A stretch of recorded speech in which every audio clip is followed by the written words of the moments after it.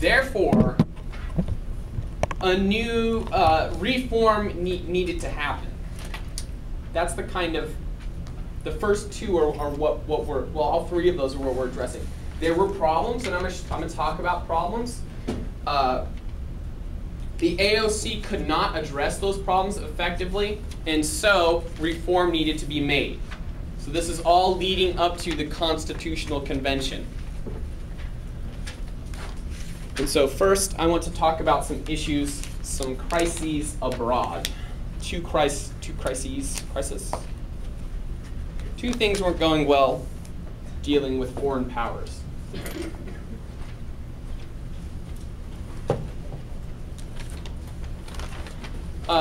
The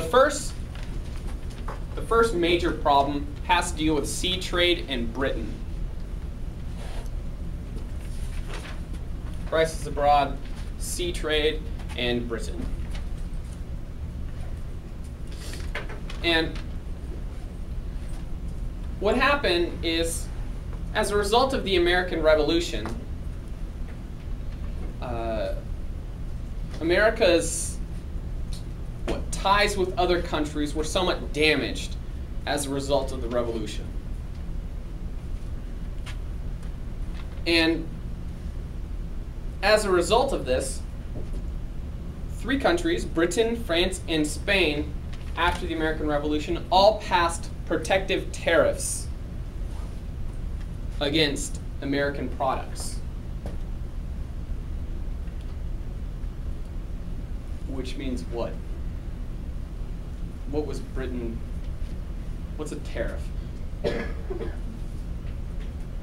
Yes? A tax. So, what's made in the USA? Converse used to be. Are Vans made in the USA anymore? No. Oh. No. If I was wearing an American Apparel t-shirt, that would still be made in the United States, I think. And so, if we're trying to sell American Apparel t-shirts to Britain, they would place a tax on it. So, Britain, France, and Spain are all placing taxes on American goods coming into their countries, which is bad for our economy, because we like selling stuff to countries.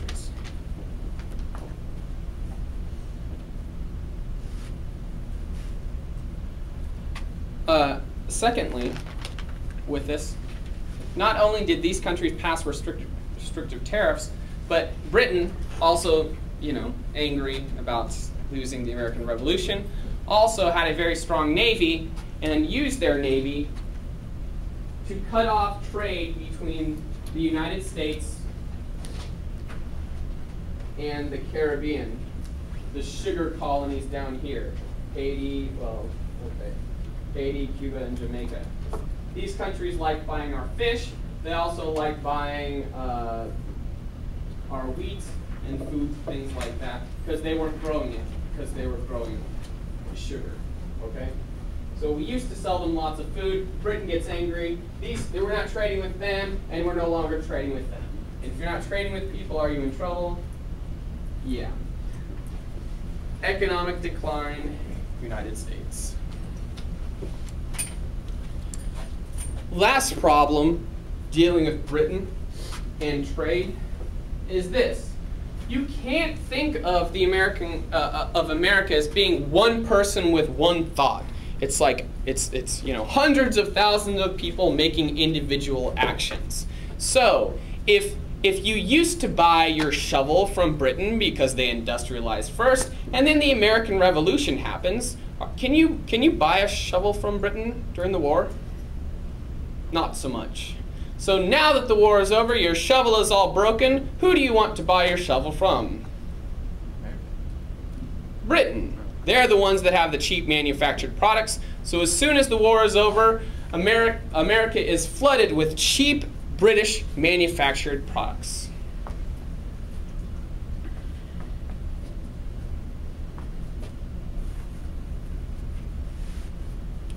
Why didn't they buy cheap American manufactured products? What stopped America from industrializing? I don't remember. It's as if there was some type of policy that it stopped them from manufacturing and was part of the movements of independence. Miles? Mercantilist policy. Oh, when will your ghosts leave us? So America had not been able to industrialize because of mercantilist policy like navigation acts, so America doesn't really have an industry. So when the war is over, people are buying cheap British goods, and are we selling stuff to Britain? No, they're not buying our stuff. This is a recipe for what? Disaster. Speaking of disaster, do we make very much stuff anymore? No. Do we buy a lot of stuff from other people? Yeah. Recipe for success? Okay. The point is this, is that most of our money was leaving our country. And we weren't bringing in other countries' money, which is going to lead America to an economic decline, which it did. It did then, it kind of is now. So do you have any questions for me about Britain, sea trade, and us not making very much money? Cool. Second crisis abroad has to deal with Spain and the Mississippi River.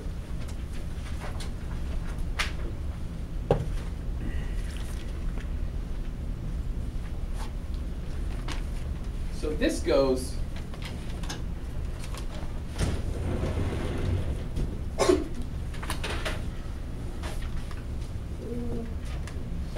back here.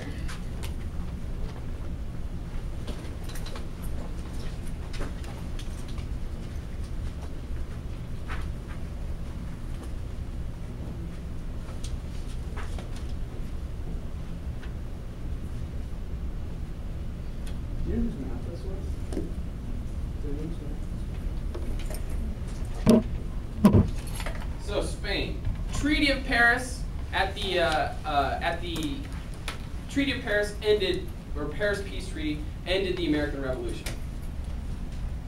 Paris Peace Treaty ended the American Revolution.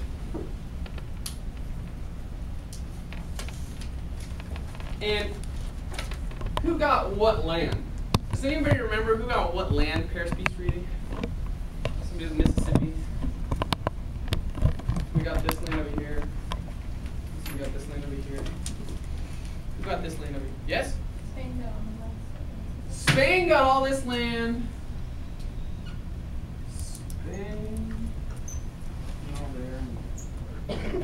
Spain got all the land west of the Mississippi. Spain. And who got all this land? Spencer, who got all this sweet land over here? We did. Yeah, and we split it with the natives, right? No. Oh, of course. You guys got that land. Florida, I'm not sure about. Okay. So, that's how the Paris Peace Treaty broke it up. And also part of the Paris Peace Treaty, which is very important, is it says this. I'm going to say it, and then I'll paraphrase. Don't write this down. It says, the navigation of the river Mississippi from its sources to the ocean shall forever remain free, open to the subjects of Great Britain and the citizens of the United States. So basically it says, look, you get that land, you get that land, but you guys can't fight over the river. Guess what they did? Well, it wasn't much of a fight because Spain also got New Orleans, which is the giant city at the mouth of the river that they could put giant guns on and say, sorry, you can't go up the river today. Next day. Can we go up the river today? No, you can't go up the river today. Maybe tomorrow. Did they let them up the river tomorrow? No, you can't go ever. So, Spain denied the United States access to the Mississippi River. Ooh. I'm moving this way.